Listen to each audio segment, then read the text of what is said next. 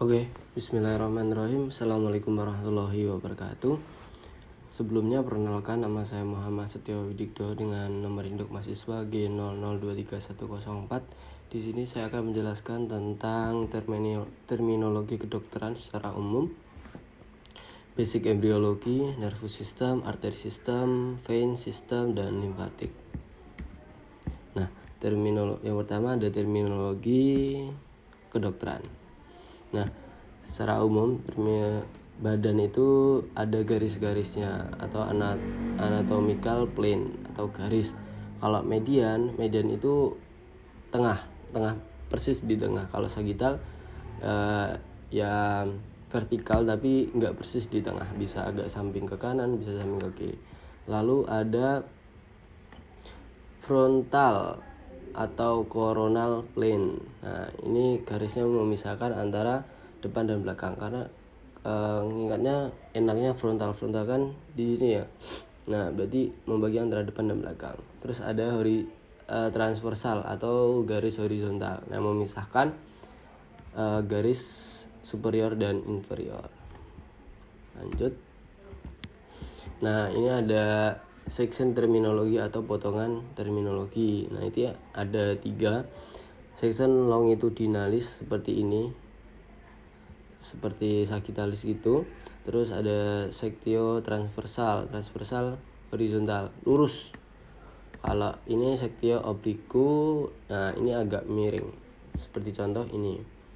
Ini adalah fraktur obliku section right of tibia. Ini. Oke, lanjut. Nah, ini juga ada istilah-istilah yang harus kita ketahui, karena ini menjadi landasan kita dalam nantinya di kedokteran. Yang pertama ada superior atas, terus bawahnya ada inferior. Terus proximal, distal. Proximal itu dekat dengan pangkal, kalau distal jauh dengan pangkal atau ujung. Medial itu mendekati titik tengah tubuh, kalau lateral semakin menjauhi. Nah, ini proximal juga distal, anterior depan, posterior belakang, atau bisa kita pakai ventral dan dorsal tergantung dengan bagian tubuhnya. Nah, ini juga ada rosal caudal, ini ada di otak. Nah, seperti ginilah gambarnya. Nah, ini topografinya atau letaknya. Kalau di eksternal ya eksternal, kalau di internal supra dan infra. Terus ini apikal basal. Apikal itu ujung. Kalau ini pokok ujung lancip. Kalau basal ya basal kan dasar. Sentral, tengah, perifer, pinggir. Superficial, profunda atau deep. Superficial itu atas, profunda itu lebih ke dalam-dalamnya, deep. Contohnya, lanjut. Nah, ini ada kita masuk ke contoh proximal distal. Nah, ini proximal, mulutku lebih proksimal daripada ususku. Distal, ususku lebih distal daripada mulutku. Nah, ini bisa dipakai. Nah, ini juga proksimal, distal. Oke, ada lagi laterisasi terminologi, letak penyakitnya. Kalau unilateral satu bagian saja, bilateral satu bagian, ada 2 maksudnya, atas saja atau bawah saja. Terus ada ipsilateral itu sama sisinya, kalau kontralateral ya berseberangan. Nah, ini juga harus kita minimal ngerti lah. Caput itu kepala, capitulum itu kepala kaki, corpus badan, pedis kaki, pediculus kaki kecil, manus tangan, phalanx jari, palmar itu telapak tangan, kalau plantar telapak kaki, dorsal sisi punggung, tuber penonjolan kecil berasal dari tuber sama kulum. Proses penonjolan atau peranjutan, tuberositas, tonjolan yang kasar pada permukaannya, spina, penonjolan pipih tajam. Nah, ini krista seperti jambul, mohak, kres, sutura seperti jahitan sutur. Nah, sutura itu kayak sambungan. Nah, ya emang sambungan. Artikulatio atau sendi, jungtura sambungan, flektura belokan, plica, lipatan dari lembarannya. Inilah pokoknya. Mayor lebih besar, minor lebih kecil. Itu nanti berguna banget buat kita ngerti istilah-istilah anatomi. Nah, ini ada lamina, tabula, foramen lubang. Ya mungkin ini yang sering keluar ya di kata-kata ketika kita memahami anatomi septum. Ya ini bisa dibaca-baca.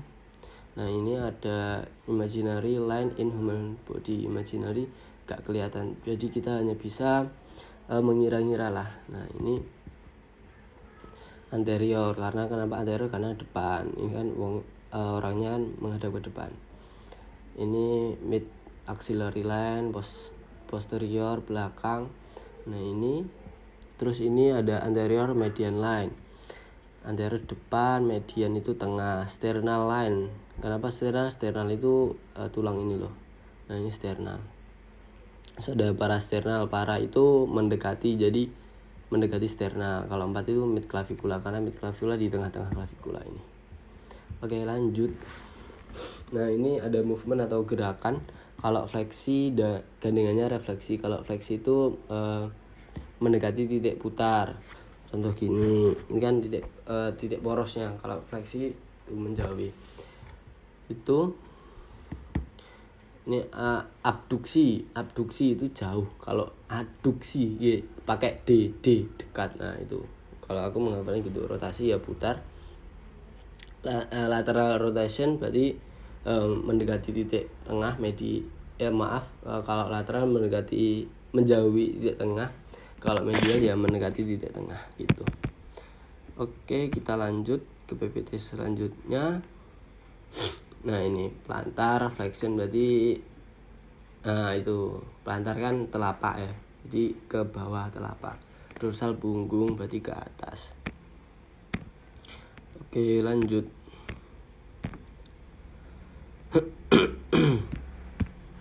Kita masuk ke basic embryology.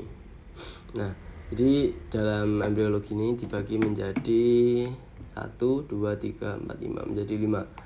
Ada fertilisasi minggu ke-1, minggu ke-2, minggu ke-3, minggu ke-3 sampai 8. Oke, kita lanjut. Fertilisasi secara singkat pertemuan antara ovum dan sperma. Ini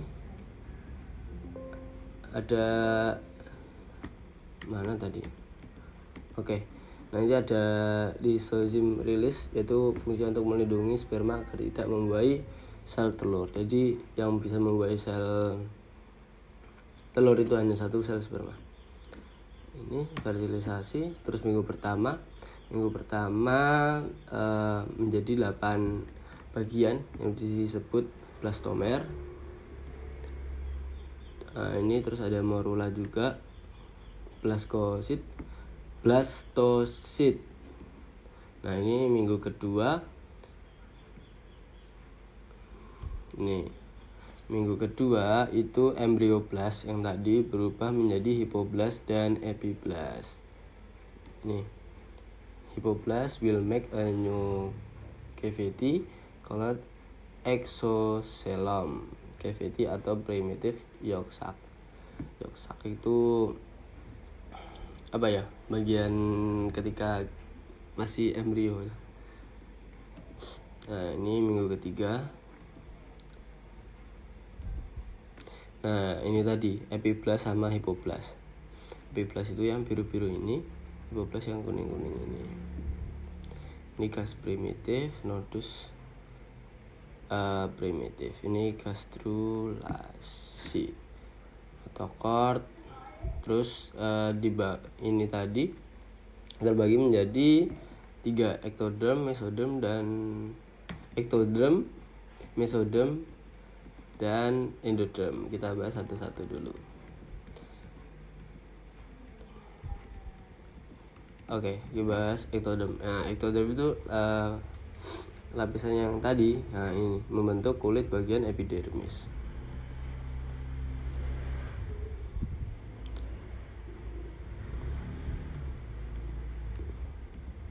Terus ada mesoderm, bagian yang agak dalamnya lagi. Ini. Nah, mesoderm paraksial berasal dari sklerotom. Nah, ini akan menjadi tulang kartilago, tulang spesialnya tulang belakang. Terus dermatom menjadi dermis atau kulit, miotom menjadi muscle atau otot. Nah, intermediate. Terus di mesodem, lateral mesodem, somatic layer of lateral mesodem and basic layer of lateral mesodem. Ini ada basic sama somatic layer. Endodem, endodem nantinya akan membentuk organ dalam. Yang terakhir lateration. Nah, terus kenapa jantung itu ada di kiri? Karena ketika ibu sedang melahirkan itu membutuhkan hormon 5-HT atau serotonin yang membutuhkan antidepresi. Nah, mengeluarkan itu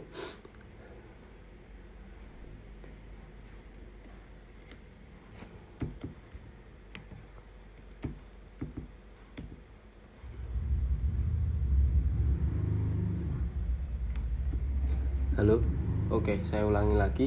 Kenapa jantung itu ada di kiri? Karena pengaruh dari hormon 5-HT atau serotonin.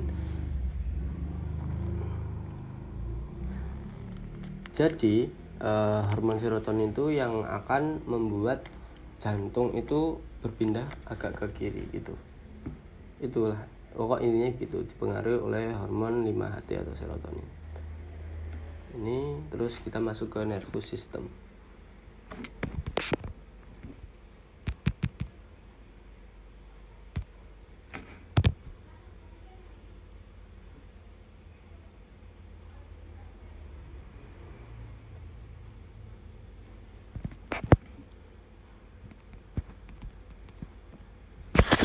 Oke, kita lanjut ke nervous system. Nah, nervous system ini kita harus tahu strukturnya dulu ya. Nah, ini inti selnya ada soma, akson. Akson itu penjuluran dari soma-soma. Ini, nah, nervous system itu ada dua, ada central nervous system sama peripheral nervous system atau sistem saraf tepi.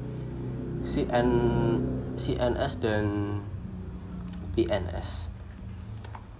Nah, peripheral nervous system singkatnya gini, badan sel itu soma yang tadi itu bisa ada di nukleus. Nah, ada di nukleus ketika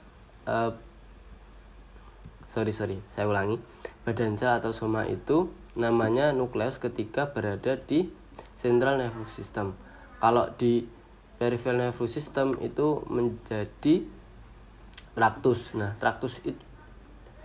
kalau traktus itu nanti gabungan dari traktus membentuk ganglion. Nah, ganglion itu bisa berubah lagi menjadi nervus. Nukleus itu. Ini, nah kita fokus ke ini, sistem saraf tepi dan sistem saraf tepi. Nah, sistem saraf tepi itu ada dua, sensorik dan motorik. Sensorik itu merasakan, kalau motorik itu menggerakkan. Sensorik itu dibagi menjadi dua, somatosensorik dan viscerosensori. Viscero kan itu organ dalam ya, somato itu organ luar. Somato itu volunteer atau bisa kita kendali. Nah, ini ada kendala spesial, motorik juga ada somatik, visceral, volunteer, involunteer. Lanjut kita masuk ke sistem arteri. Nah, ini agak rumit ya teman-teman. Jadi arteri itu pembuluh darah yang kaya akan oksigen. Nah, itu berasal dari jantung terus masuk ke aorta. Aorta itu pembuluh darah aorta yang paling besar. Kalau yang bawah itu namanya aorta ascendens, kalau yang atas namanya aorta arcus. Nah, aorta arcus itu dibagi menjadi tiga, ada aorta truncus brachiopalik sama aorta carotis communis sinistra, aorta subclavia sinistra. Yang pertama, aorta truncus brachiopalik itu ada dua, arteri subclavia itu akan menggerakkan ekstremitas atas berujung di ekstremitas atas menyuplai darah. Terus ada aorta carotis communis dextra, itu ada carotis interna, itu nanti akan menuju otak. Kalau yang eksterna akan menuju ke wajah. Ini yang pertama. Nah, ini kan ini ya, ini namanya aorta, arch aorta. Ini aorta terus dibagi 3, 1, 2, 3. Yang ini yang satu, terus ini dibagi 2. Ini subclavia carotis communis dextra. Yang ini subclavia, lah ini carotis communis dextra. Terus yang kedua ini arteri carotis communis sinistra, yang nanti fungsinya sama juga sama yang ini. Yang interna menuju ke otak, yang eksterna menjadi wajah. Yang ketiga ada arteri subclavia sinistra. Sinistra itu mana? Kiri. Ya, oke. Secara umum gini lah. Ini, nah itu kan yang atas ya. Kalau yang bawah kan aorta ascendens. Ini. Jadi aorta ascendens itu ada 2 pars thoracic dan aorta ascendens abdominalis. Nah, ini yang akan vaskularisasi organ pencernaan. Kalau yang toraks benar. Yang aorta ascendens abdominalis ini akan memvaskularisasi organ pencernaan. Nah, ini juga dibagi menjadi 2 nantinya. Menjadi aorta iliac communis sinistra dan aorta iliac communis dextra. Ini terus akan turun ke interna dan eksterna iliac dextra. Kalau yang interna akan memvaskularisasi organ vital. Terus kalau yang eksterna akan memvaskularisasi ekstremitas bagian bawah. Oke, lanjut. Nah, ini ada vena. Vena itu singkatnya apa ya? Pembuluh darah yang biasanya kayak akan CO2. Jadi kebalikan dari aorta. Nah, ini jantung kan di sini ya. Ini ada vena cava superior dan vena cava inferior. Vena cava superior ini percabangannya ada brachiopalik kanan dan kiri interna. Kalau nanti ke atas lagi ada internal jugular vein yang apa? Ini loh, internal jugular vein itu yang akan vaskularisasi bagian atas. Sama, nanti ada subclavia, lalu ada juga apa tadi yang sinistra. Nah, itu yang bagian superior. Nah, di vena itu juga ada yang namanya vena azygos. Vena azygos itu yang bagian kanan. Kalau yang bagian kiri itu ada vena aksesori hemiazygos dan vena hemiazygos saja. Kalau hemiazygos bagian bawah, vena aksesori itu bagian atas. Ini vena hemiazygos dan vena hemiazygos aksesori jika digabungkan pada dasarnya berfungsi sebagai vena azygos di sisi kiri. Artinya vena azygos berfungsi mengalirkan sebagian besar vena interkostal posterior.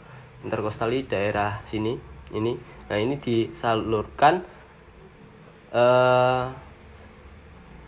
ke bagian ini, mengalirkan sebagai vena interkostal posterior belakang di sisi kanan tubuh, dan vena hemiazygos serta vena hemiazygos sensori mengalirkan sebagian besar vena interkostal posterior di sisi kiri tubuh. Nah, nanti akan disalurkan menjadi di sini loh, teman-teman. Nah, ini nanti ini kan vena aksesori hemiazygos kan. Ini yang ada di sela-sela rongga itu disalurkan bagian tengah-tengah sini, median. Intinya azygos sama hemiazygos itu kayak percabangan dari vena cava superior gitu. Jadi vena vena yang lebih kecil dari itulah. Oke, terus vena itu ada 2, ada deep sama superficial. Kalau deep itu nggak bisa dilihat. Nah, ini internal carotid artery. jumular ini. Kalau karotid itu ibaratnya kalau di arteri, kalau vena itu pakai jumular. Nah ini vena juga. Jadi dari antrium sebelum ke antrium kanan itu ada vena cava inferior kan. Nah sebelum vena cava inferior itu darah itu harus masuk ke vena portal hepatis untuk disaring organnya dari organ pencernaan. Jadi organ pencernaan di vena portal hepatis, terus vena cava inferior, terus antrium kanan. Oke, terakhir kita ke limpatik.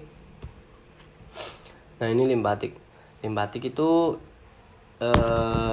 intinya gini. Limpatik itu beda dengan sirkulasi pembuluh darah. Limpatik itu punya jalannya sendiri. Lymphatic system itu arteri akan bertukar dengan vena. Arteri sampai ke kapiler, tempat pertukaran oksigen dan karbon dioksida, terutama pada bagian organ yang butuh banyak oksigen dan nutrisi seperti otot, hati, ginjal yang nantinya akan didrainase oleh vena.